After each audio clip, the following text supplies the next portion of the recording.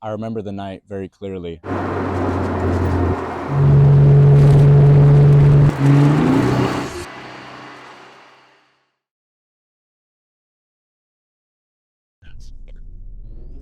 My name's Cameron. This is my Z, and this is the story how I almost died up in the mountain. When I first bought this car, I was really in love with it. I did a lot of modifications to it as the time goes on, and this was something that was like mine. Like, it was officially mine, that I could say it was my own, and I was very prideful about that with this car. And it's my gem. It's my diamond in the rough. To me, it wasn't just a car.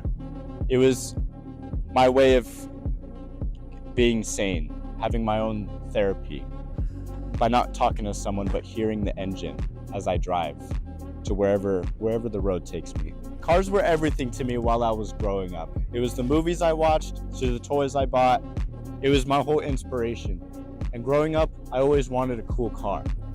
And I'm pleased to say I think I do own one now. I don't know what it was, but something about just working on an engine feels very accomplishing once you actually know what you're doing. And that was the first time I knew what I was doing, instead of like a math equation, which I didn't know what I was doing. They almost give a certain quality of like a human quality. It makes mistakes the same way that us humans do. And I think that's what a lot of people don't really understand, is that I don't just see a hunk of metal and 4 wheels. I see a quality here. I see another being here that has its own personality the way you give it. This car was a thing to get back to reality for me, to have a way to escape it as well. Anytime that I felt upset about something or needed to clear my mind, I knew I could rely on the car to help me get out of that area, literally. Growing up, I wasn't the best with communication because of my father, and I also thank this car to help me through with things like that and other issues that I have. But this car has helped me a lot through most of the things. And without the car, I don't know who I might have been today or how I would have turned out. But I'm appreciative where I'm at now, and I'm okay with where I'm at now. The mountains became an escape for me, or a place to go to when I really needed to get out of a place or a situation. I learned every curve that there was, every hairpin. It was something I really enjoyed doing while I was up there. And I really took the time to learn that area for me, because it was like my happy place that I went to.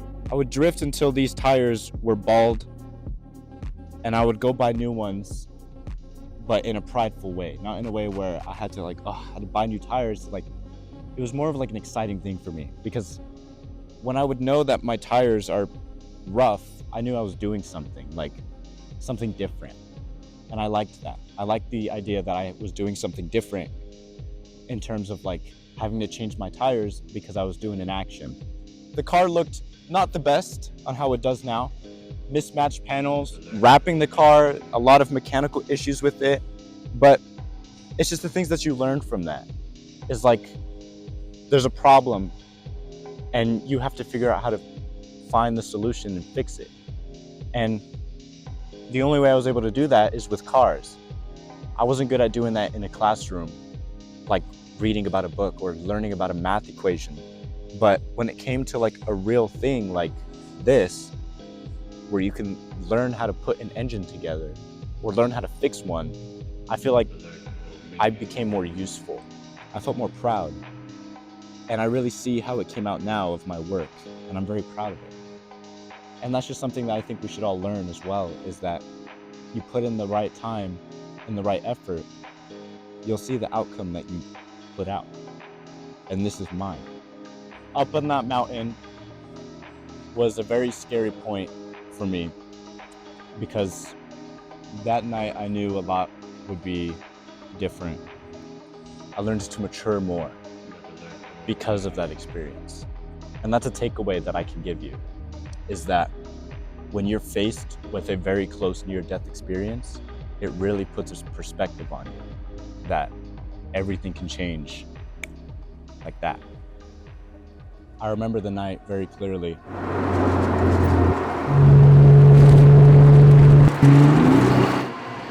I was going downhill, taking each hairpin at a time. I remember the brakes got more spongier and spongier as I kept going more down.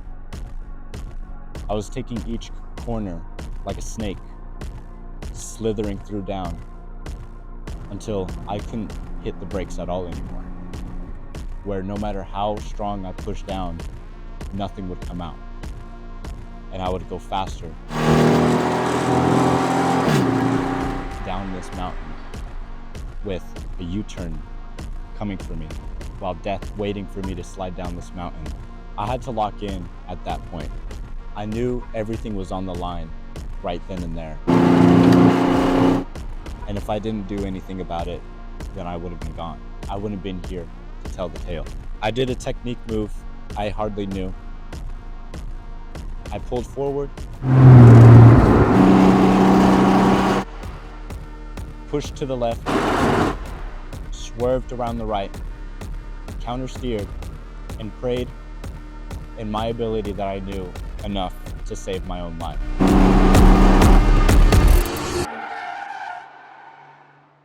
And I did. The brakes failed, but I didn't. After that night, I bought the best brakes that I could afford for performance, and they're still on right now today, and they still lasted me since. I actually still have the brake pads of that night when I replaced them. I have a photo right here of the differences between the two, and it was insane. But it was a scary moment for me. But I appreciate that moment. And I just want this to be like a learning thing for you, that you can still enjoy the things you enjoy, but not risk your life doing it. I haven't gone back up in that mountain ever since. I lost the craving for it. I think I've matured out of it. My main takeaway from this is life isn't guaranteed just because you woke up that day. A lot of things can still happen. And I learned that the hard way. I learned to appreciate what I have and to appreciate the people who love me back, because one night I almost lost all of that.